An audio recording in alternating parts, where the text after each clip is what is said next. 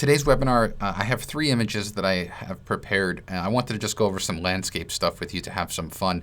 I've been shooting more landscape than I have in a long time, pretty much my entire life, ever since I moved here to the Pacific Northwest in the United States. Here I live in Portland, Oregon now. And there's just so much stuff. Ironically, the first 2 images I think are from my recent trip to Lincoln, Nebraska, which is just full of so much corn that I couldn't believe. Now, what I want to do here is I want to show you just how, one of the things for me when I was in Lincoln is I really wanted to get a shot of a tree. You know those shots that you get of those nice single trees in a field? I was looking for one, and I happened to just find one the last day before we were flying back to Portland. This field we found right next to the Platte River, and there was a beautiful tree, and there was no one around. So we were able to actually drive right up this tree. It was way buried inside a field, and so what I wanted to do was kind of capture it, and you can see that in the single exposure. We're missing some highlight information, and we've got some shadow clipping, which I don't want. So what I'm going to do is I actually bracketed this with my Canon camera. I have a 5D Mark III, so I have 7 brackets. And what I want to do is tone map it. Now, before we tone map, I want to show you something. Watch as I kind of go through the different exposures. You can see, especially up here, that it was windy, so the branches were moving. And if we try to tone map this for HDR with movement, there will be a lot of ghosting.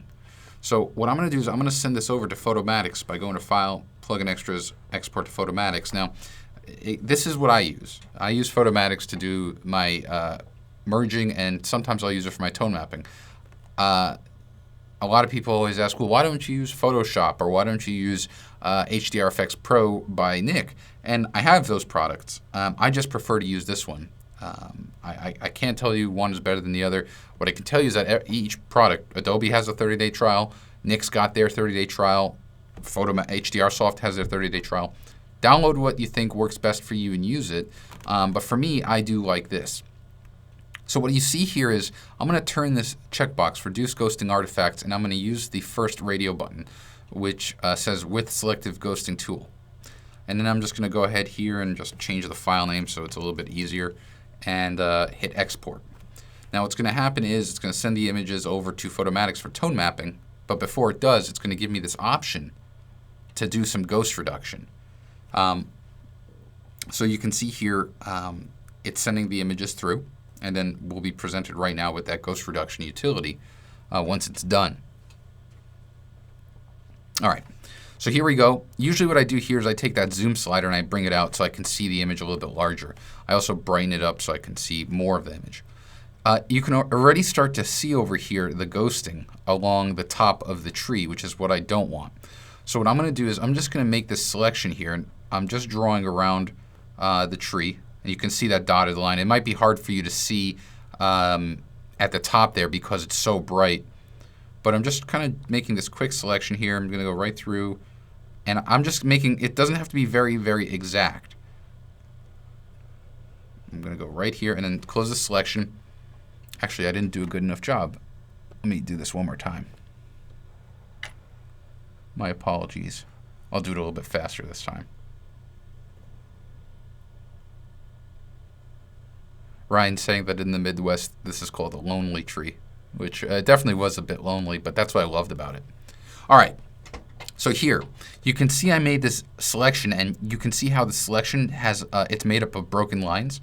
What you have to do after you make your selection is right-click inside of it and select Mark Selection as Ghosted Area. And you'll see here now that the dotted broken line turns into a solid line. Now what you can do is you can hit this button over here called Preview Deghosting. And when I click it, it's going to give me a sample of one of the original brackets. It's actually sampling that information there. If I hit Return to Selection Mode, I can right-click in here, and I can actually choose a different bracket to sample from. So I'm going to go up to the plus 1.17 and then hit Preview Deghosting. That's looking pretty good. I'm going to go back, and I'm just going to try the 0 exposure to see if that one blends a little bit better. And that does. This is a perfect blend. It looks really nice. And the great thing is that it's actually going to sample the frozen information. Now that I'm done, I'll hit OK. And now the tone mapping is actually going to occur. So what's happening is Photomatix takes out that ghosting information. It extracts it from that original bracket. And then it merges all 7 exposures. And this is what we do, what's called tone mapping. It actually goes pixel by pixel on each of these images. So a little bit about this. I'm going to hit fit so that it actually stretches the image to the whole screen. Hank's asking a great question. He's asking why not use the auto ghost reduction and let Photomatix try. And the reason for that is I don't want it to just go through the whole image here and do the ghost reduction because I don't need it. It might end up doing something or having an adverse effect somewhere else. So for me, I just like to make the selections. Also, by making the selections, I can still have multiple selections because just because I made the selection around this tree doesn't mean that I couldn't have had other selections. But it allows me to control for every selection I make, I can choose which bracket it samples from. And that's important.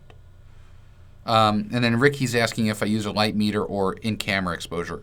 Ricky, I just use the meter inside that's built into the camera. And that's been fine for me forever.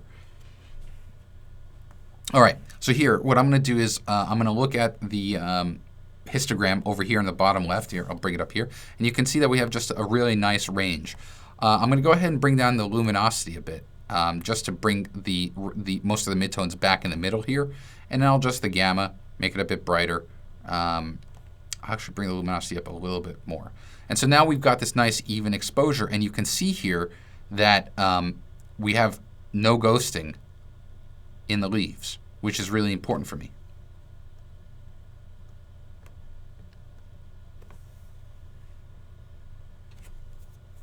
So I'm going to go ahead here, and I'm going to hit Save and Re-import. Hank, I'm not sure I understand your question about blending issues. So try to clarify, and I'll be happy to try to answer it.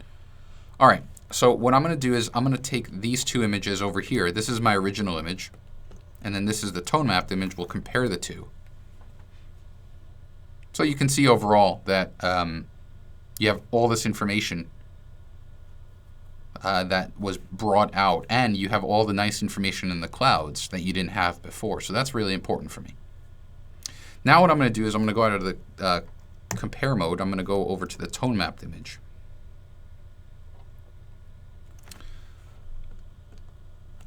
I'm going to send it over to Photoshop, Photo, Edit in, and then select Photoshop CS6, and I'll show you why I'm doing that.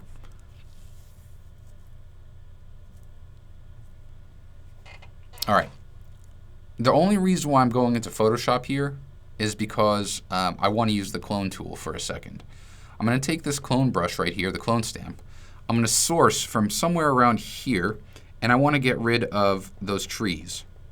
Oh, my opacity of my brush is at 19%. And I just didn't like that little bit of a tree in the background. I felt it was distracting. So that's the only reason why I brought it to Photoshop.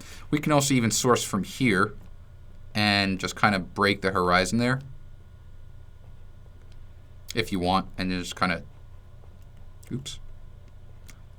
That's not working for me. Actually, no, I can get this to work. No. I'm going back in history. Let me bring up my history brush, or my history pane here, and go back.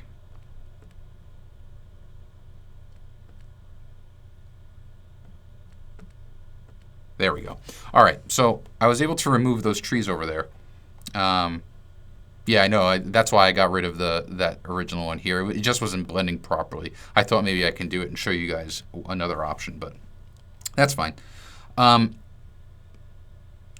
And Greg's asking a good question here. He wants to know how well it will work if there are fewer brackets, like 3 or 5 brackets, as opposed to the 7. And it really depends, Greg, because it depends on how much information. Well, first it depends on how big the tonal range is, or how great the tonal range is.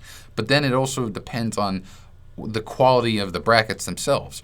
If you've got all of the exposure information across the entire dynamic range of the scene in 3 shots, it'll work fine. But if it's a really, really great dynamic range, like when you're shooting into a bright sun, you probably want some more brackets. And yeah, Mike, I did stop using my promote control. I love that you put the little trademark notice there. That's awesome. Yeah, because the Canon 5D Mark III allows me to bracket more. So, and Jerry's wondering why I used cloning instead of content aware. And the reason for that is because I didn't need the content aware. The clone, because these are such repeating patterns, it was easy to just make a quick swipe through. All right, let's actually send this over to Perfect Effects here. So I'm going to go to File, File, Automate, and then Perfect Effects. Since we're in Photoshop, I might as well just launch it over here. All right, so here we are in Perfect Effects. And what I want to do is give this definitely kind of more of a brooding style. And so what I'll do is I'm going to go to the Movie Looks category, and I'm going to apply the Blue Dawn effect. Now you can see when Blue Dawn is done applying, it gives it a much more kind of a monotone feel to it. It removes a lot of those bright colors. The first thing I'm going to do is I'm going to bring that strength down to 0, and I'm going to bring it up just a bit. And I'm going for that kind of really kind of you know, gloomy, foreboding feel. What I'm going to do is I'm going to go to the blending options, and I'm going to cycle through the blending modes here to see if there's a better blending mode. Usually I go straight to multiply, soft light, and hard light. In this case here, I like hard light. So I'm going to bring that strength up more now, and I'll hit apply. So that's what the first thing we did here. The next thing I'm going to do is hit add. And I'm going to go over to the Just Enough Darkness effect. Now this was an effect that I built for Photo Tools back in the day. I really like the qualities of it, and the only thing is when it comes in at 100%, it's really strong. So you want to kind of back off on that. And really, I only want the Just Enough Darkness to apply mostly to the foreground, not to the tree. So what I can do is, watch this. I can take my masking bug. It's the second icon in the tool. I'm going to click in the image, and I'm going to stretch it using the legs. The legs have this solid colored circles, and I'm going to stretch it down here. And so you can see, as I drag up and down, wherever the masking bug is applied, that's where the effect is hidden. I'm also going to go ahead and bring up the inspector for the masking bug and bring that edge feather to about 0. Because I want a straight edge. I don't really need any feather. And so now we've got that really nice kind of darkened effect over here in the foreground. I'm going to hit add again, because here what I'm doing is I'm stacking these effects on top of each other. The next thing that I want to do is go to the photo filters, and I'm a big fan of using this particular filter called Green Enhancer. Anytime there's a dominant amount of green, I like to use it. Only thing is that there are two things that I find that I usually change with this effect. The first thing is I usually change the hue. I drag that more over to the left a little bit to change the overall hue, and then I also change the overall strength because it is really strong. I just want it to pop off the screen just a bit. I'm going to hit add now, and then I'm going to go to the glow category. Now with the glow category here, I'm going to go with something like Hollywood Glow, but it's going to come and it's going to make the entire image way too soft. So if I bring that strength down to 0 and then bring it up a bit, it just gives it, you can see this kind of richness. It gives it a dreamy feel. The last thing that I'll do is go to the vignette category and then go to the subtle vignette. That burns the edges, and you can see how it really brings attention to the center of the frame here. It also gives the surrounding sky a really nice feel to it. So watch, if I hide the effect bar and I hit Command P, which is on a Mac, or Control P on a PC, you get the before and the after.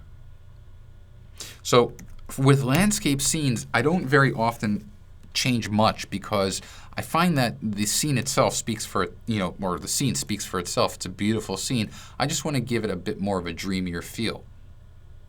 Now I'm going to hit apply to save those changes here.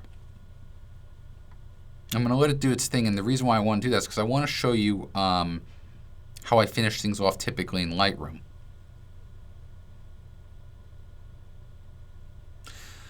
Robert asks a great question. Is there a keyboard command to cycle through the blending modes? Unfortunately, Robert, there isn't.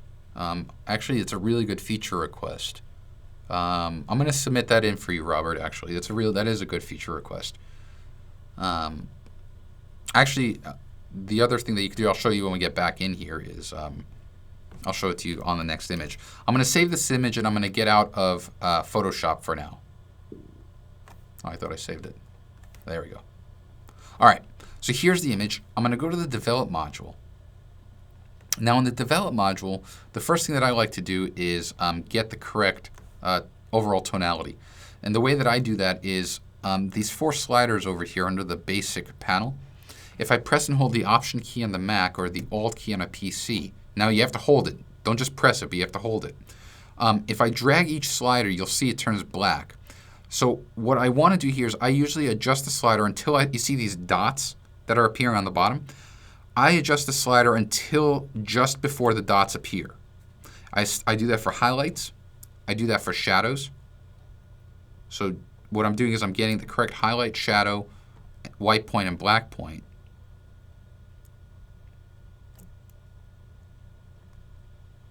Let me bring out the blacks a little bit. There we go. And then I could adjust the exposure accordingly. Now I'm also free to bring out the contrast and bring out the clarity. And then I also usually go to the tone curve here. That's one of the nice things about Lightroom is that I think with Lightroom 3 they introduced the tone curve. But here I can bring out the darks.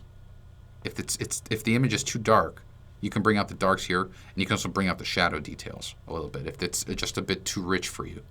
And then finally, I'm going to supplement the vignette that we added in Perfect Effects with the post-crop vignette, but just a tiny amount, barely anything visible.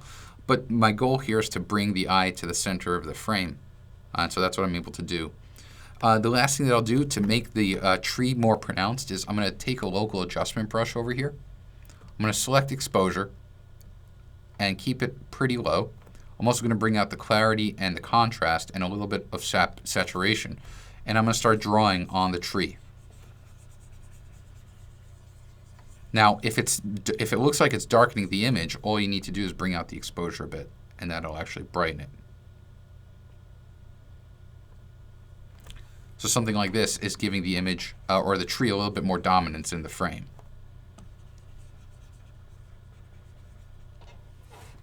And so there we go. For me, if we go, let's go back to the grid view here, and now let's compare this to that.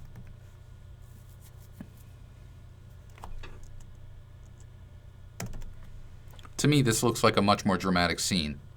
You see the shape of the clouds going out, and I love that they're radiating kind of from the center over here. They're radiating outward, and then the tree itself has a nice kind of glow to it.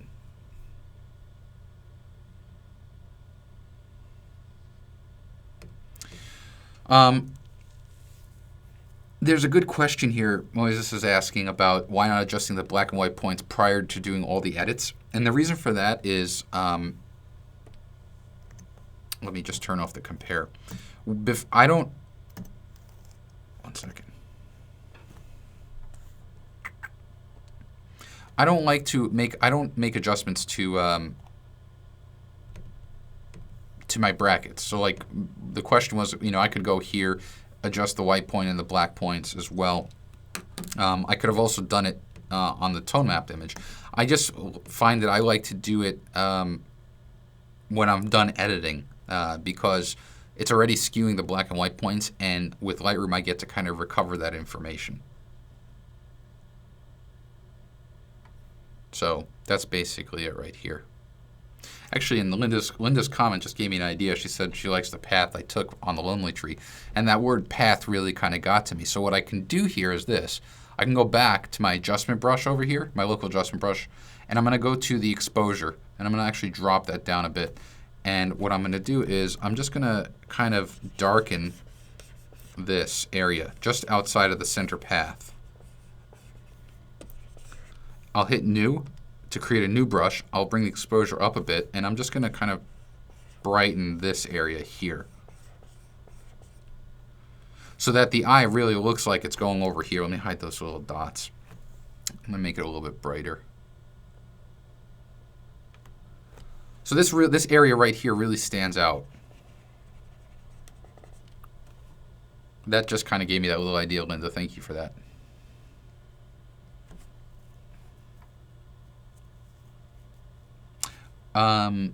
Greg asks a really important question.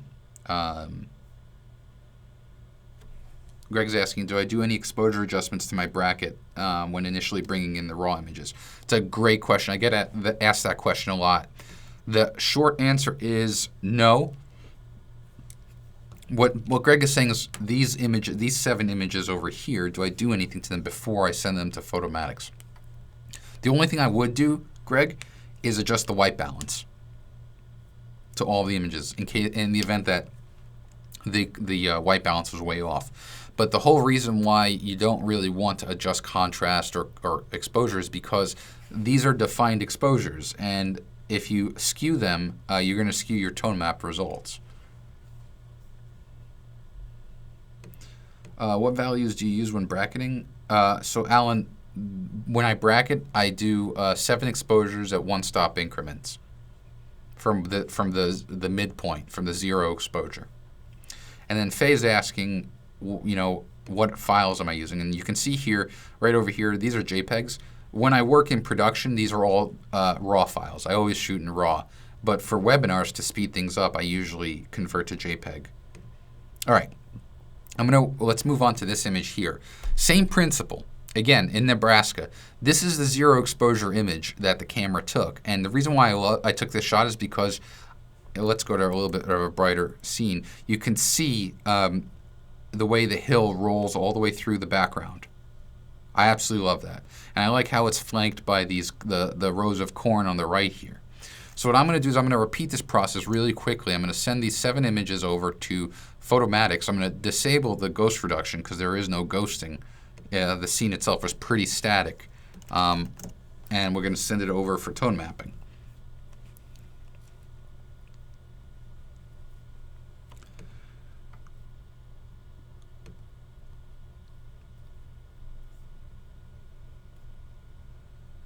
Don's asking, when I adjust the white balance, do I sync the images? Absolutely, Don. I adjust the white balance of my 0 exposure, and then I sync that value over to the rest of them.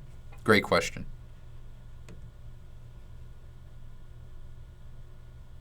Oh, and Ron's saying that he likes to do lens correction on the brackets. That's something that I definitely would do as well. That's a really good point that I totally forgot about. What Ron is saying is that in Lightroom you can actually, depending on the lens you have, it can correct for barrel distortion and vignetting. So that you can apply as well, because that will just kind of adjust the core of the image.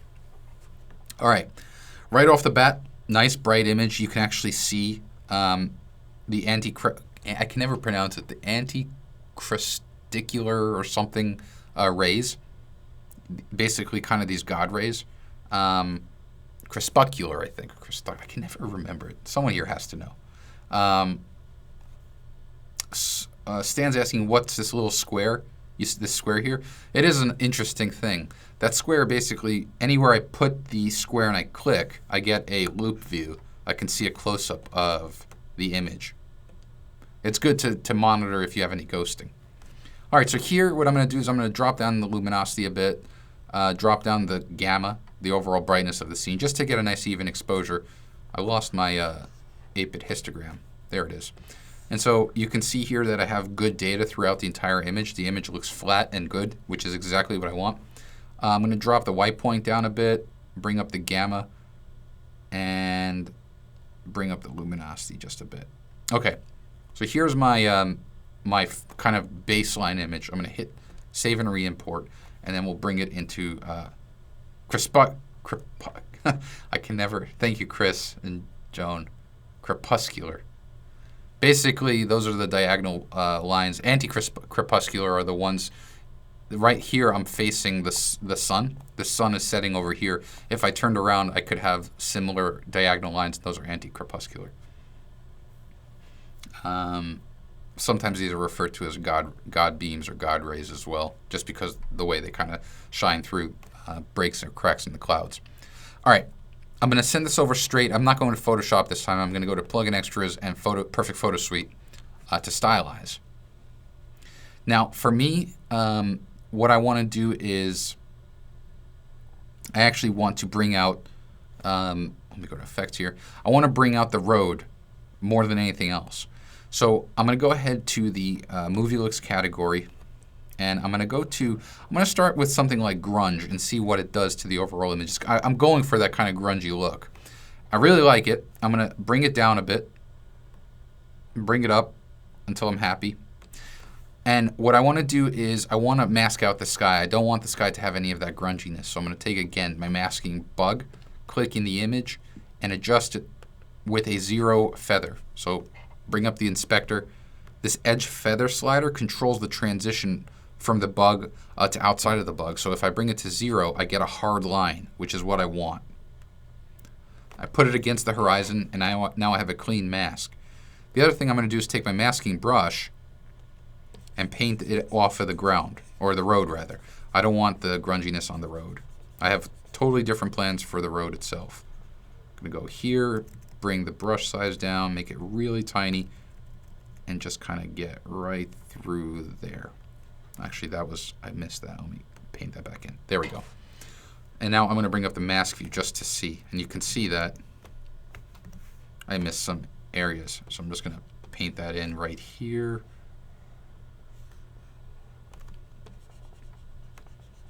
And now that I'm done, I will hide that mask. And what I'll do is I'm going to take the, I'm going to hit Add. I'm going to scroll over to the right. I'm going to go to Thermopylae. Now with Thermopylae, what I'm going to do is I'm going to invert the mask. So I'm going to go to the masking brush, bring up the inspector, and hit Invert.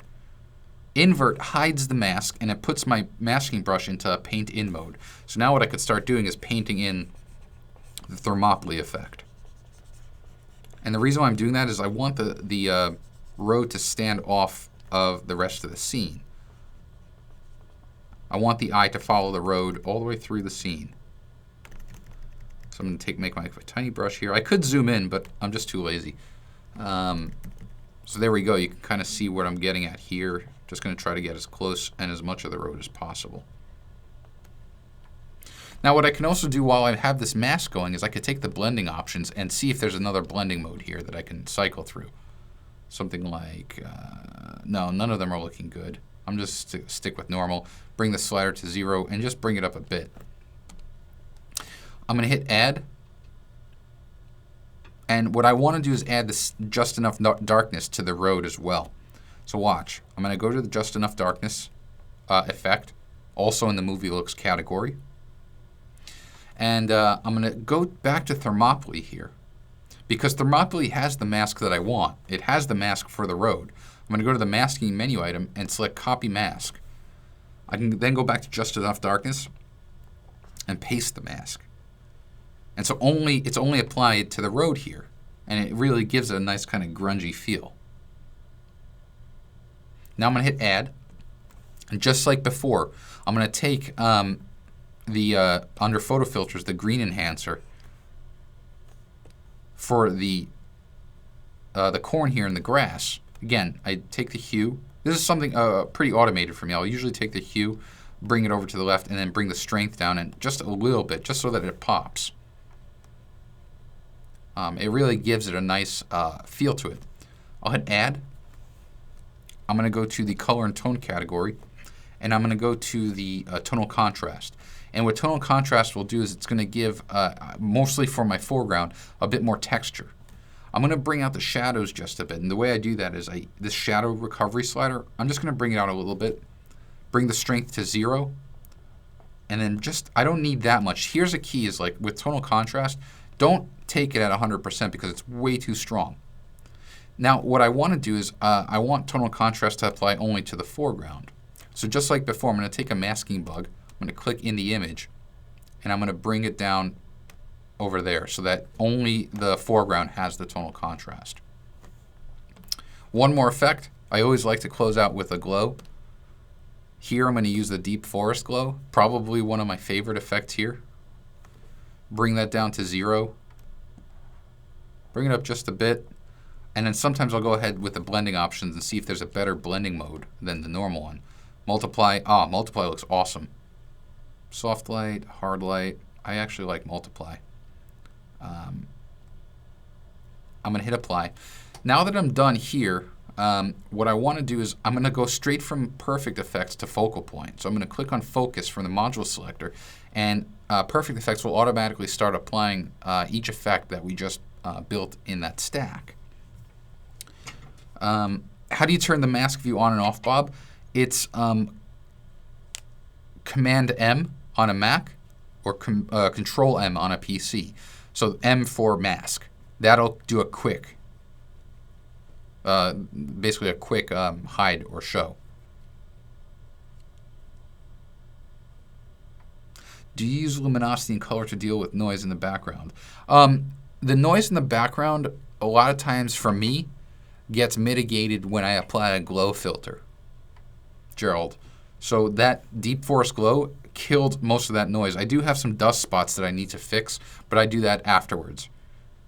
All right, so watch this. Let's reset this image to 0. And you can see here we're in focal point. And I've got my circular focus bug. Now what I'm going to do is I'm going to change the circular focus bug from round. Look over here in the top right. Round, I'm going to select planar. And what I can do now is put this bug, I'm going to make it horizontal, and I'm going to put it in the foreground. Now what I'm also going to do is I'm going to tilt the bug forward. To tilt the bug, you put the cursor inside the body of the bug, so the body is this square. My cursor's inside of it. And press and hold the Option key on a Mac or the Alt key on a PC, and I'm going to drag upward. So do you see what's starting to happen is we're starting to get this kind of almost like a vanishing point. Now what I want is I want just this hill to be in focus. So I'm going to take the my masking brush, which is down here, or rather my focus brush. I'm going to paint focus at 100%, and I'm just going to kind of start painting along the edge here. And you see how we're bringing that focus back in? Now I want to make sure that I get just the bottom of this hill, or rather the top of the hill. I don't want anything beyond it to be in focus. And then I'm also going to, just like before, Bob, you asked how to turn the mask view on and off. Same thing in focal point. Command M or Control M. I'm going to paint along the bottom over here, this strip down here, because that is out of focus, and I don't want that to be the case. And now what I'm going to do is I'm going to bring that amount of blur down a bit. I don't need it to be that blurry. I'm also going to drop the brightness of the background and boost the contrast. And so do you see we're getting this really nice kind of three-dimensional feel in the sky? So I'm going to hit, or rather into the background. I'm going to hit apply. And now what's going to happen is I'm going to come back into perfect layers with two different layers. You can see here, let's turn off these top two layers. Here is our tone mapped image. Let me hide the file browser. And then we stylized with perfect effects, and then we kind of rendered that background out of focus with focal point. I'm going to hit save to return back. How about an ND grad for the sky, Thomas? I could have. I don't remember if I used filters for this shot in the field.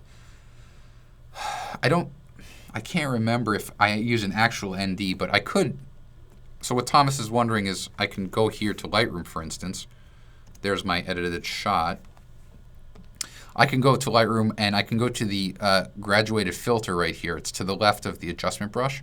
I can bring the brightness down a bit, maybe bring up the contrast and the saturation, and then drop that down.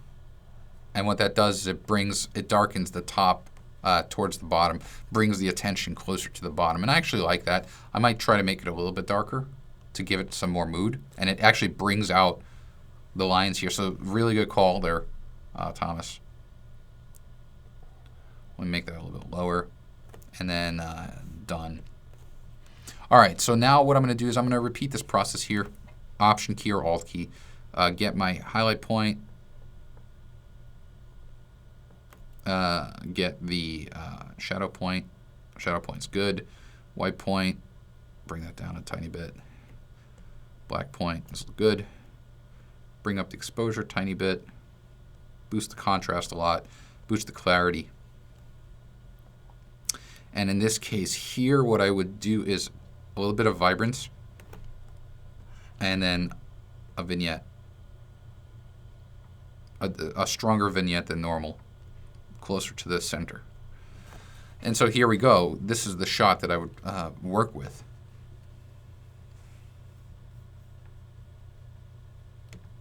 Am I going to address the sun flare? Roger, what's sun flare? I don't see a sun flare other than over here, if that's what you're talking about. Am I missing a sun flare somewhere?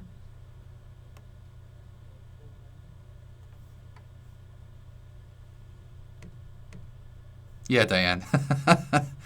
This is being recorded, so you'll be able to watch it after. On the left, this? Oh, I don't want to address that. If anything, I would pronounce it more. You know, I could take a adjustment brush here, go to clarity, bring out the clarity a bit, bring out the saturation and the contrast, and bring that out a bit more. I love that. That to me is awesome. That's a bit too much saturation, though. I'm going to drop that down a bit. But no, there's no question I would get rid of that. Oh, Peter, you're my sun flare too.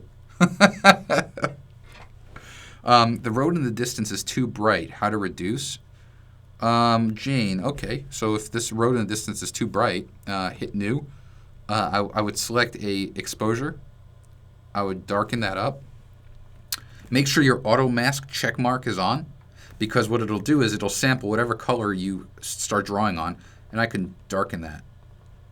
And so that's a little bit darker. Personally, I don't like that. I like it to be bright. But that's how you would do it.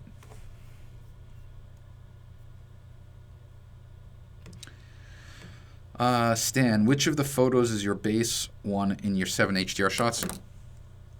It's the Stan, the base image, or the one that I start bracketing off of.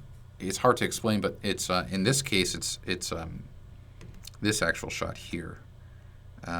This was my 0 exposure. So what I did was I adjusted I set my aperture to f16, and in order to get a 0 exposure metering off of probably over here, the exposure was 1/40th of a second at ISO 100.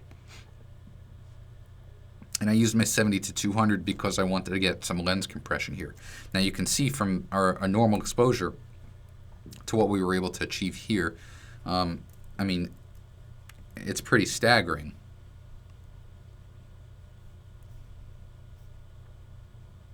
What lens did I use and where did you focus? So yeah, Doug, I used the 70 to 200, the 2.8 2.8L with image stabilization. I focused right over here, right at the top of the hill. That was my focal point, for lack of better terms. And at f16, you can see that I have pretty much the entire scene in focus. It's a pretty small aperture. I used focal point after the fact to simulate a shallow depth of field. And the reason for that, you might ask, well, why'd you do that? Well, so let's say I shot this at f4, focusing here. I'd probably get that out of focus, but the point is I have the full range to play with. So I can choose if I want that or not. That to me is really cool. Your brackets are all at the same f-stop. Greg, that's a great question. What Greg is asking is, across these 7 brackets, do you change your f-stop or your aperture? Absolutely, positively do not change your aperture in between brackets. Because to the point that I was just talking with Doug about, with the aperture, if I shot this at f16 and then let's say I wanted to make it brighter, so for brighter I would open the aperture up to say f8, my plane of focus, or not my plane of focus, my depth of field changes. And so when you go to tone map, the image is not going to look right.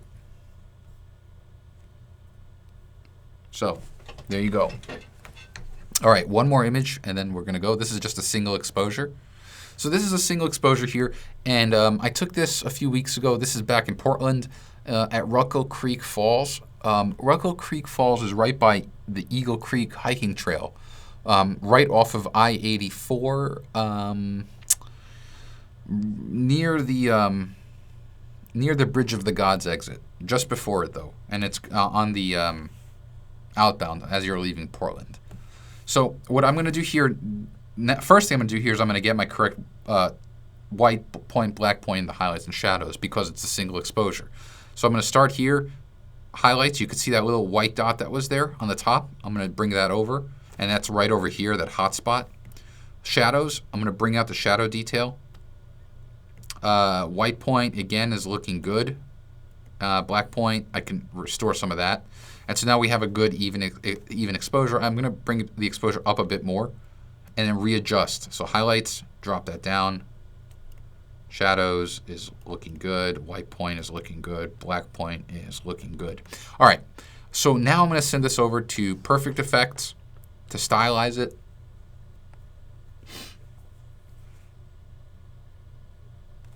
Again, we're in layers. We'll go to Effects now. And I'm going to go straight to the landscape category and then go to the Magic Forest effect. I love using this effect. It just does such a really nice job of sharpening the image and bringing out the greens. Bring the strength down to 0. I only want about maybe 3/4 of it. That's looking good. Now, here's something that I typically do a lot of, and this is kind of a take it or leave it. This is for my style. I'm sharing it with you. You could, I get a lot of people who like it, and I get a lot of people who don't like it.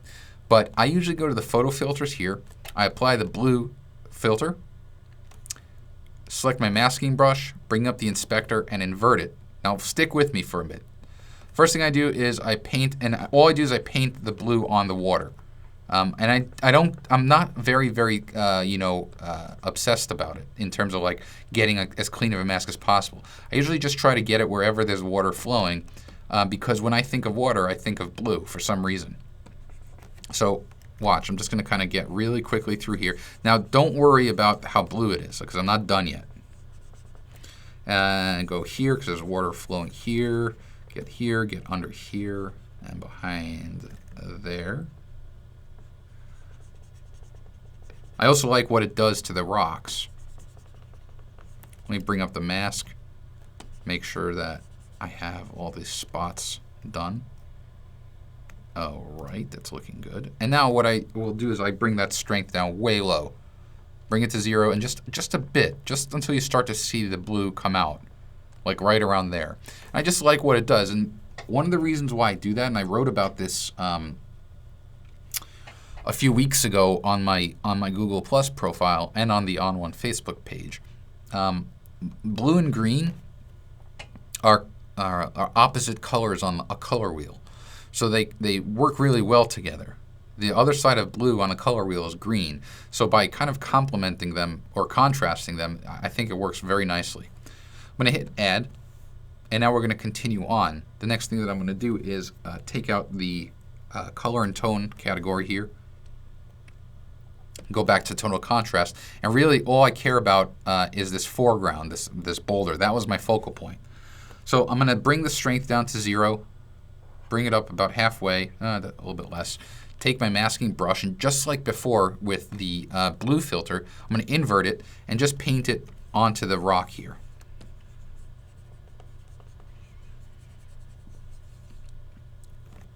I might paint around it too, just to give it a bit more bite, especially this water down here. All right, hit Add, and again, I'm going to go to the glow. I'm going to go to the rich glow. So what rich glow does is it adds a really nice kind of contrast boost and bring it down to 0, just something like that. And now I'm going to hit, again, just like before, from Perfect Effects, I'm going to go to focal point because I find the background to be very busy and I want to remove that distraction.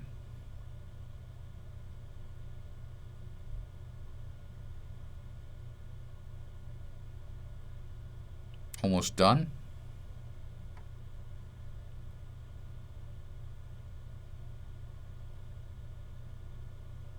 All right. So in focal point, I'm going to reset all of the settings back to factory. And I'm going to put the round bug, I'm going to shape it around here. And I'm going to change the bug from around to planar just like before. Put it kind of right here on the foreground.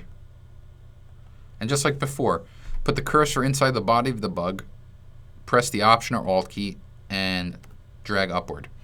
Now the next thing that I'm going to do is drop that focus, or the amount of blur rather, because it's way too fake, something to about 6%, just so that it renders out of focus over here.